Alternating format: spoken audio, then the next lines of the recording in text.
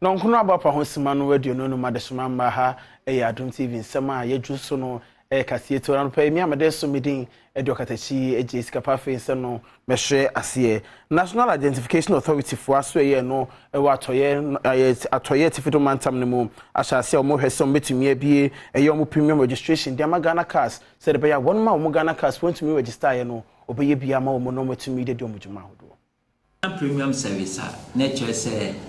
a unique service I provided them out. And I give you mass registration, you sign ye instant issuance of cards. Obey we obana ye card no mawa ye farm show in some precope. But premium service in nature say where chia and hokano ye print your card no at the mount precope. Said Dan went in your card na Adichia or Sabeka. In New Hose, Ober Transit, and Nabi and Sana on Sanka. Na Omo cars ne replacements, Omona Omutia 110.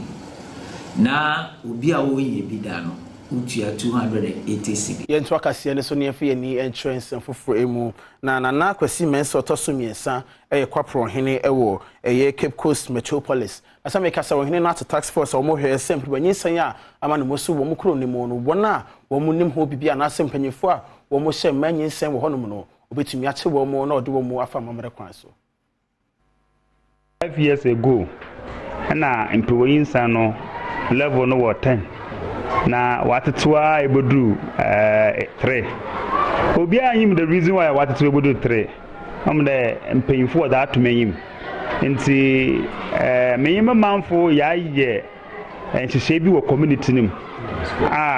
ye task force abofraba from crèche nursery 1 to JHS 3 wo bonanya yempere ebohu da nanam krom ode yehu da wo fie rusuaze anade ada ama adichan tuma ko school na me fi de ono no hu sunsondo na yetum yeguda ama da mempi wonyinsan level no ebodo 3 na mo da ma head kan no ye pre yitu asekora no to asekora no me fi de yetum na ye wall school yi ho a